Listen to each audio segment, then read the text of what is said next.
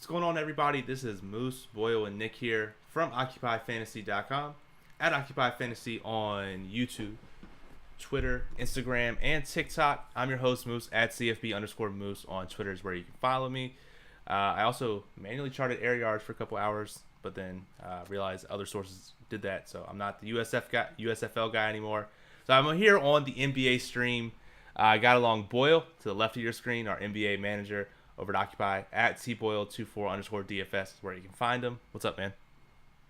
Nothing much. I think you should keep doing those air yards, though. I was enjoying those on Twitter.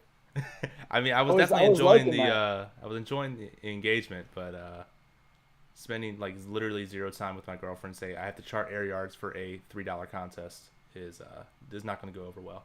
I'm sure she loved that one, but definitely. And at the top right of your screen, we have one of our NBA writers, Nick, at DFS Jayhawk on Twitter is where you can find him. What's up, man? Popping, y'all. Just ready to break down first single game stream for me, so pretty excited to change it up a little bit. Absolutely, yeah. Glad that both of you all are here on board. So just a quick overall on what's going to be happening on the video tonight. If you're here, you want to say hello, you have questions, definitely go ahead and ask. We're mainly going to be talking about the Philly-Toronto game, and we're going to talk about DraftKings Showdown, maybe a little bit of FanDuel Showdown, some betting props. We're going to be showcasing the tools at OccupyFantasy.com. But again, if you have questions, definitely go ahead and ask, and we will go ahead and get them answered. So, Boyle, I'll kick it off to you as a Sixers fan. I know it's got to be exciting that they're in the playoffs, but so take me through high level of this game. Are there any injuries we should be looking out for? Is there anything that we need to be aware of? Yeah, so, I mean, injury-wise, Matisse Thybulle isn't vaccinated. He can't play tonight. Not that that matters much. I think he's been getting like 10 to 12 minutes a game anyway. Doc Rivers, I don't know if he's in the doghouse or what, but Andy Green's getting the start over him for the last two games. Thybulle's seen, I think, 10 to 12. It doesn't really affect the Sixers too much tonight. On the Raptors side, Gary Trent's going to play. But Scotty Barnes is out again with his ankle, so he's out, which means I believe Ken Burch is starting for them. Some more high level stuff. I was going into it. I know that like the foul calling has been a pretty big deal all over Twitter about the Sixers getting calls and everything. So I went into looking up who the head ref is tonight, just to see like, oh, does he call a lot of fouls? Like, what's the word with that? Yeah. So very high level here. I know Embiid gets probably about half his scoring off of free throws. Mark Davis is the head ref tonight. He, out of a sample size of nearly 35 refs for the entire year, Mark Davis calls the fifth least amount. Actually, He's tied for fourth. I'm sorry. So they're saying it might not be as like whistle happy as normal. So he might not get as many calls as normal, which obviously will bring down his prop. So we can get into props later, but I kind of just reveal what my favorite prop of the night was. Nice, thanks for that. And then I'll switch it over to you, Nick. So Boyle kind of talked about some of his props, but if you're playing Showdown on DraftKings, I have up here the model at OccupyFantasy.com. Is there anybody that really stands out to you as either as a stud captain play, value captain play, or just overall someone you got to like get in your lineup however you got to get him in?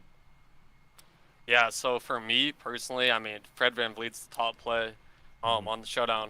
Overall on this whole slate as a whole, but Fred VanVleet on Showdown, I mean, he's my favorite play. I don't know if he's a good captain. Let's see his captain price. Let's see. It's 13-2. 13-2. Yeah, I mean, so I kind of like going OG and Anunoby at captain, and then maybe filling it with Fred VanVleet, and I think Ken Burch is starting, so he's a fine value. And then you can look at Boucher and Achua off the bench because no Scotty Barnes, so they're going to have to take usage.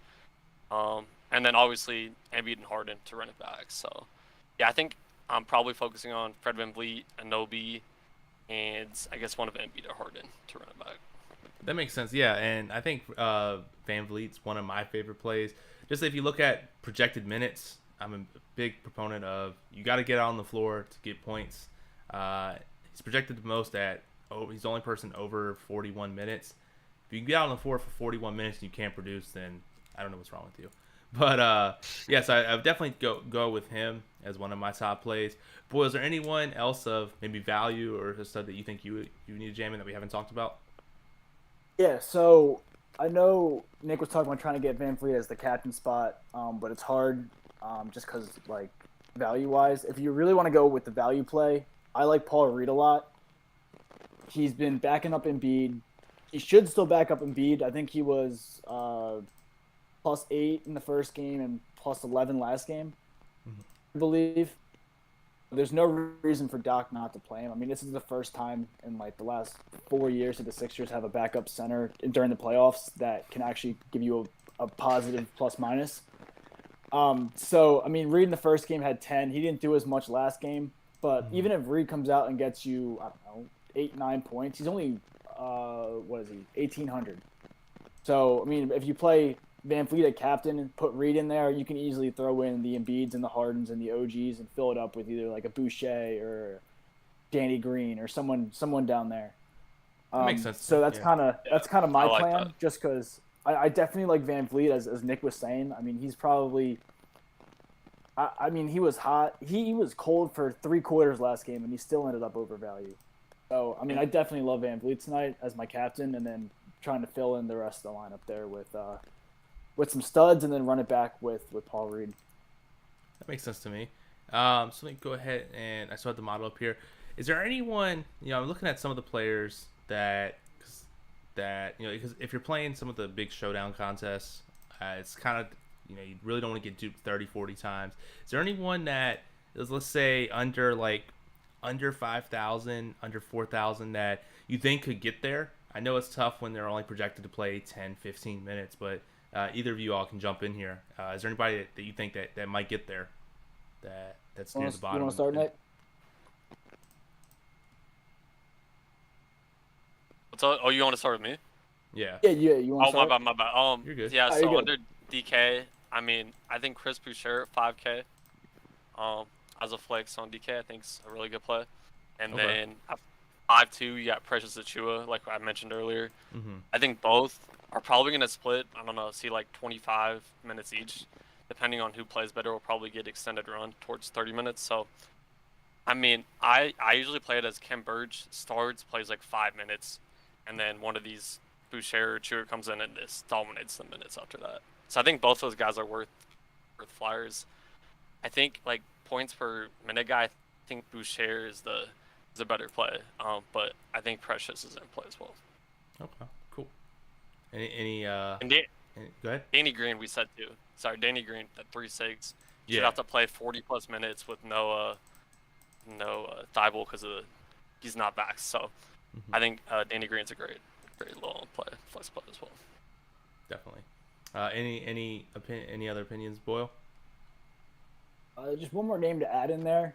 I mean, Danny Green, I mean, I agree. He's probably going to have to see probably, I would say, upwards of higher than 30 minutes. I still think a couple of Thibault's minutes are going to go to Niang. I mean, this game I feel like it's going to be a lot closer. They're going to need someone in there who can consistently hit his shots. Niang's been a better shooter than Danny Green has over this entire season. So I feel like they run Niang probably. I think the model's pretty accurate with that. Probably 20 minutes or so.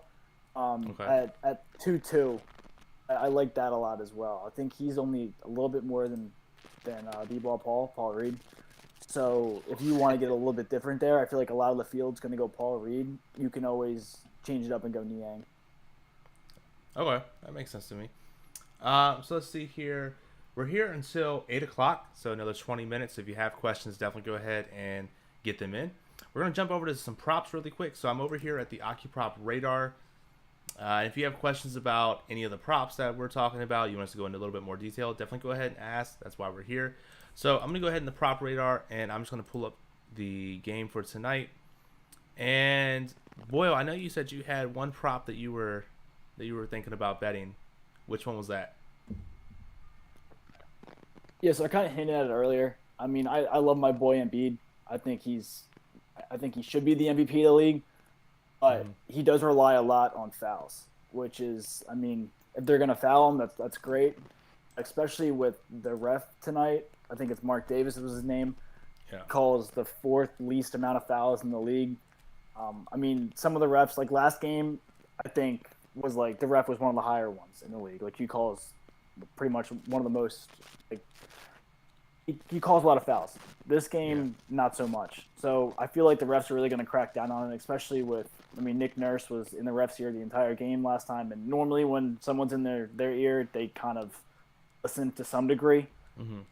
So I really think he's not going to see as many free throw attempts. The 32.5 that all the sportsbooks have is definitely relying on him getting at least 14 free throws. I would bet the under on that. I think a lot of sportsbooks are kind of picking that up just because the under 32.5 is like minus 130 on most of them, minus 125, and then the over is like plus 100. So I mean, a lot of bettors are hammering the under anyway. So yeah.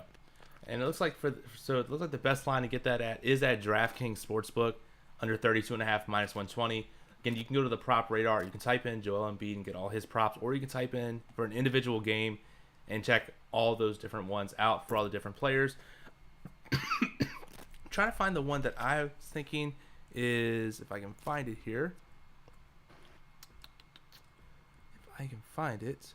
So yeah, so the total 3-pointers made, I was thinking, and either of you guys can jump in here, but I always love these, like a half or 1.5, where you don't need many. You get an opportunity and you're like, oh my god, I think this might be it. But over at MGM, Tobias Harris over 1.5 total 3-pointers made, minus 128. I'm curious to get anybody's opinion on that line. I think he's a pretty decent 3-point shooter. I think he'll get 2-3 attempts, and I think he can get there with the 1.5. Yeah, I mean, I see. Oh yeah, I see 2.5 on most sites, which is always a good indication. Okay. And I see, like on MGM, I see over 2.5. Oh, that's assists. I'm sorry, 3-pointers made. Let me see. Yeah, it's 1.5, but I see the over is pretty heavily favored, so that's always a good sign. Mm-hmm. But I mean, the way that James Harden's been playing, where he requires the entire defense to kind of play in, like they're almost doing like what in high school would be just a foot in the paint, basically. Yeah. So if someone drives, there's help, which is creating a lot of those corner shots. I mean, we saw him for last game. I think Danny Green hit 2 or 3 of them. Harris hit 2 or 3 of them. So I mean, he's definitely gonna have the shot attempts, and he's been playing really well. So I definitely like the 1.5 over there. Yeah, Nice. I agree with Boyle. I mean, I was just looking at stats. He's hit at least 2 or 3 threes in the past 2 games, and you said the prop was 1.5, right? So, Yeah. I like that. Nice. Yeah, I agree. Harden should be able to kick out to him. He likes to spot up in the corner. So. Yeah, and I think something that you could do for maybe like a single game parlay. I mean, Nick, you kind of mentioned it with Harden having to pass it out. What do you think about Harden under 19.5 points? I mean, if you kind of play with that mindset of, you know, if a handful of possessions are going to, you know, Tobias Harris, what's your thought on under Harden? Yeah, I mean, I don't mind that as like a risky option because I mean Harden's assists have been exponentially up since he's came into Philly. He's not really playing that same role he played on Houston and all those other teams he played on. So, I mean, I think it's worth a shot. I mean, just hope he gets like 10 plus assists and Embiid and Harris and Danny Green are knocking down threes. Yeah, let's hope. And I'm gonna go ahead and see really quick. I'm gonna see how much that single game parlay would actually pay. 2 favorites. I know they judge a little. It is a little bit different. But boy, have you been doing any of the single game parlays during the playoffs? Not during the playoffs. During the regular season, I was. Okay. I was doing them. I mean, a lot of it's correlation, where like you don't want to bet like total points Harden, total assists Harden.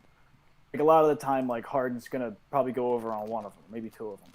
So, Exactly. I mean, it's a lot of it's correlation, where just like you're not overly stacking one player, and you're kind of like, oh, like James Harden's gonna get over 9.5 assists.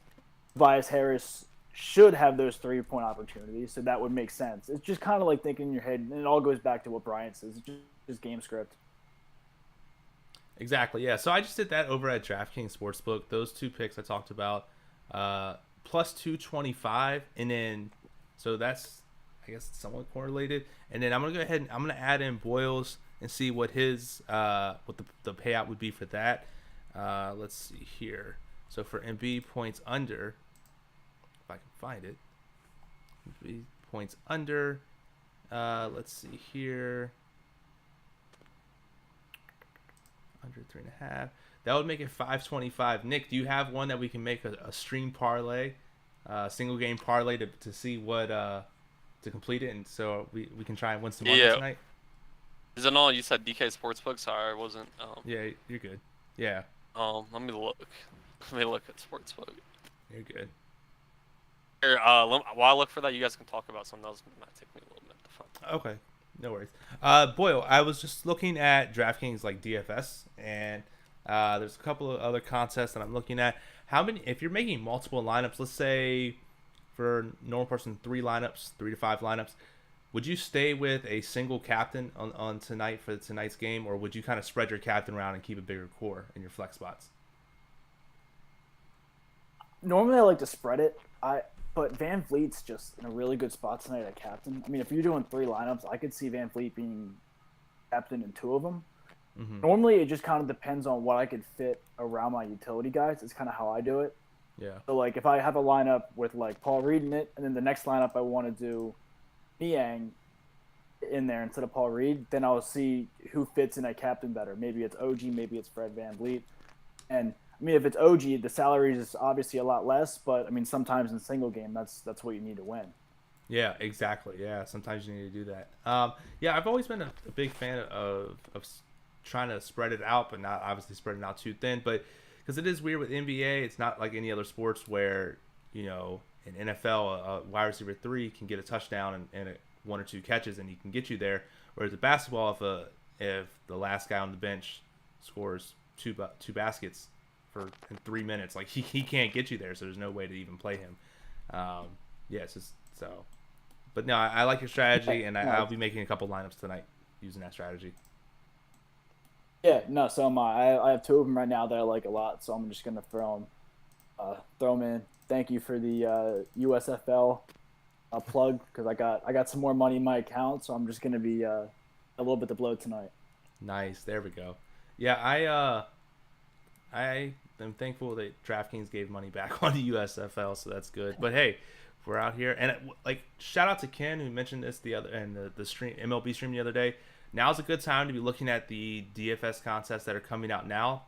After the other contest is filled, usually you get a lot smaller and less sharper contests with better payout structure. So definitely go ahead and keep an eye out for those.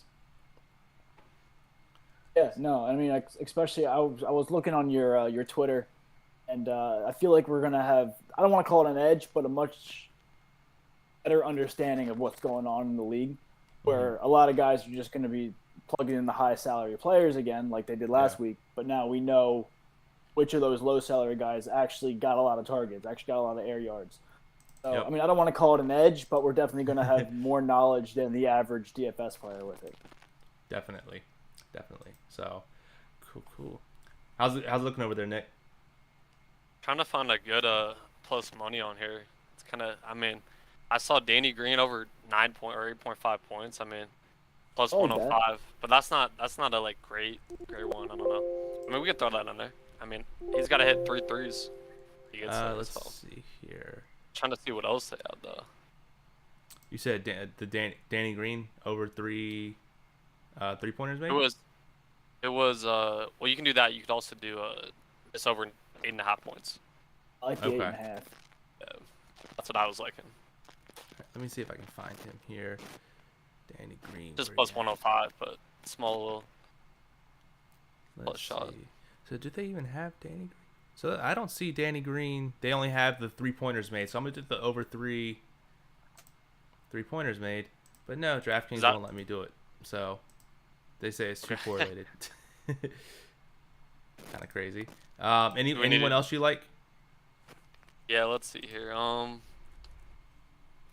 Let's look at a Fred Van Vliet. Okay. Have we done him yet? I don't think so. No. Let's go. I think we got Swaglord in the comments too, asking a question about the Raptors. Yeah. Okay, yeah. So he says, I wonder if you guys went over what you expect Boucher, Achua, Birch minutes to be.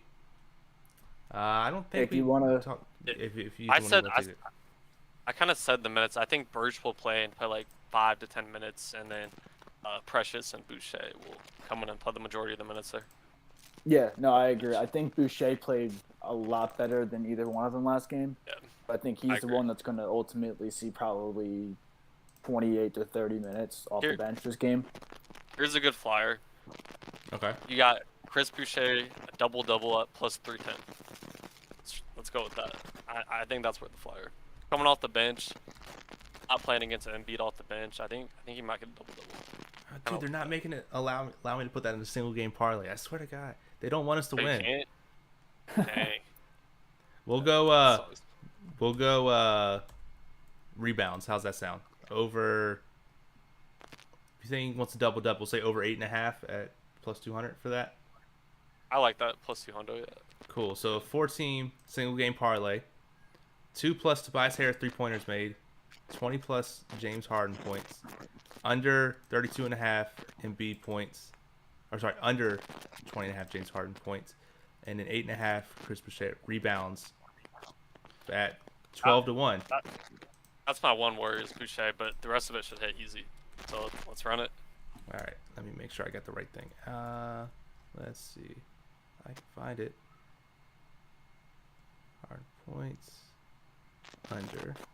Okay, so it's 1,000 after I mentioned it, and they dropped it down. So let's do. Here we go. So we're splitting it 3 ways if it hits, guys. All right, bet. Love it. Perfect. So cool. So we got 8 or so minutes left here. Let's go ahead and let's talk about the other single game showdown. I'll bring it back up here on the model, and let's see here if I can get it to load.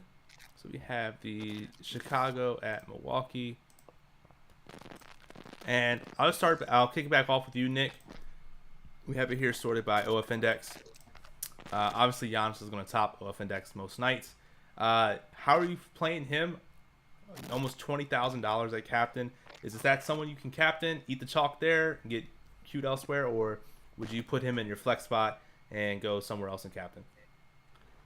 You know, I'm not personally on Giannis and captain. I think we've seen just throughout the playoffs, these teams are just keying in on the best players. We've seen Raptors keying on Embiid. Chicago's really trying to lock down on Giannis, so kind of like going one of the other guys from Milwaukee at captain. So maybe like a Drew Holiday, Chris Middleton at captain. You could even go maybe Nikola Vucevic. I like all these guys. I mean, I think if you Giannis is fine in the flex, but if you should have fade Giannis, you're going to be so unique. And if you get a floor game and a ceiling game from one of Holiday or Middleton or both, I mean, I think that's a great strategy tonight. Yeah, and you don't necessarily need them to. Yeah, you don't necessarily need them to play like out their skin and play, drop 40, 50 points just because you're saving yourself with an extra $4,000-$5,000 in salary where you can get elsewhere. You don't necessarily need to have a blow up game, but I mean it would be nice if they did. Boyle, what's your thoughts on that? No, I agree. I mean, it's definitely high risk fading someone who's probably going to be like 90% owned. But I mean, again, Holiday and Middleton have both done it before. I mean, Chicago's main focus should be stopping Giannis. And by doing that, I mean, everyone else is going to get shots. So, I mean, even if you fade Giannis and you run it back with Brook Lopez, Drew Holiday, and Middleton, and just kind of get everyone around him that could benefit, I mean, you're definitely going to be unique with it, which is, I mean, it's high risk, but I kind of like it. Yeah, I agree. I really like Drew Holiday tonight.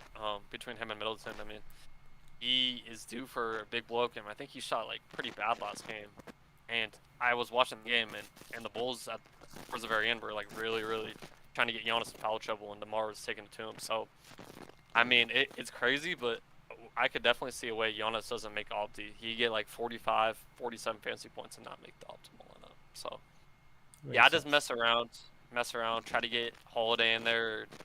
I really like Vucevic, and Mars also a great pivot off Giannis. So, and Caruso. Caruso could be a good captain and just jam studs.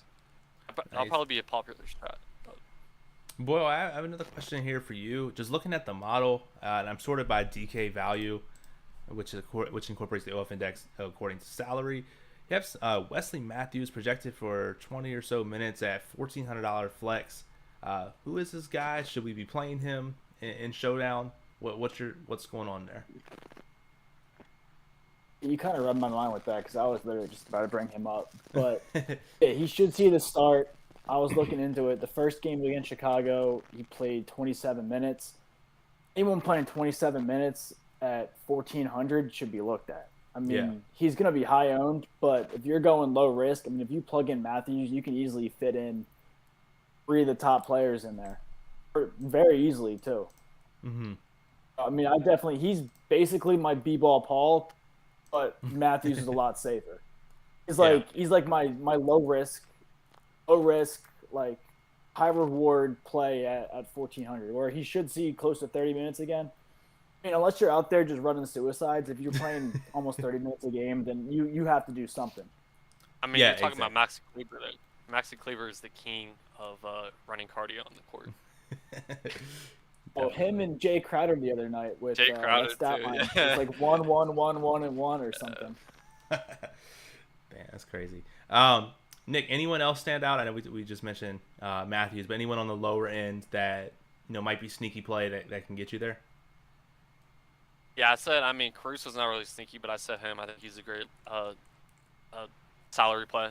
Mm-hmm. And then I don't mind taking a stab at maybe what's Bobby Portis' price?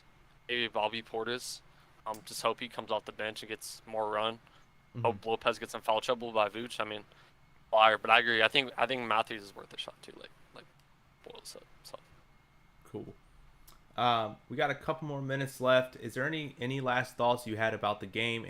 Boyle, any props or Nick, anything you want to talk about from DFS wise? Can I throw in something here real quick? Doing whatever you want, yeah. Yeah, so I was looking at future bets. The Nets are down 0-1 in the series, and they lost on a buzzer beater, right? So they're 14-1 on some sites right now to win the entire thing. So as much as I hate the Brooklyn Nets, 14-1 for them compared at the end of the season they were 6-1. They lost one playoff game and they go to 14-1. That's a little excessive. Like they got Ben Simmons supposedly coming back in 2 games. Last I saw, they had a huge lead on Boston. I don't know what it is now. Yeah, they're still winning, I think. Yeah. They're still winning. Yeah. So I would, if you gave me $100 right now to put on any single future bet, that would be the bet I put it on. You heard it here first, guys. So if you bet that and lose, don't get mad at the players this time. Get mad at Boyle for telling you to bet it. Yeah, just straight me. When Brooklyn gets swept this round, then you can come at me. But I personally like the Grizz to win it all. I mean, that team is just up and down. First starting team, second. I mean, bench players. I mean, I think they're the best overall team. And now you got Suns without E-Book. I mean, it's going to be Grizzlies and probably Bucks in the finals. So it should be fun. Makes sense to me. So, Boyle, I'll kick it to you. Any last lingering thoughts, words, comments, concerns you want to say? Yeah, I mean, I just did the research on the Embiid foul narrative. Don't get too pissed off at me if he ends up with 40 free throw attempts. But Mark Davis is tied for 4th for the lowest foul calls per game. I want to say that one more time. I don't think Embiid's going to get his foul calls tonight, and I don't think he's getting 31.5. So that's kind of what I'm betting tonight. Cool. I like it. Is there a prop on that? Embiid under 31.5. You said points, Boyle? Yeah, point. That's the line he said at. Oh yeah, I like that. I don't know. Teams have been. I mean, Raptors have been good. So. Yeah, no. The first game he only scored 20, so I definitely like that under. Cool. But I'm just going off the ref narrative here. Nice. I like it. And Nick, any last thoughts or comments about anything tonight? I mean, let's win some money and let's go Bulls. Let's have them beat the Bucks tonight. There we go. Levine. There we go. Levine season. So I'm Moose. We're going to go ahead and end this show. I'm Moose alongside with Nick and Boyle. We're here from OccupyFantasy.com. If you have any more questions, go ahead. You can hit us up on Twitter. We're also active in the Discord as well. But until next time, from Occupy Fantasy, have a good night.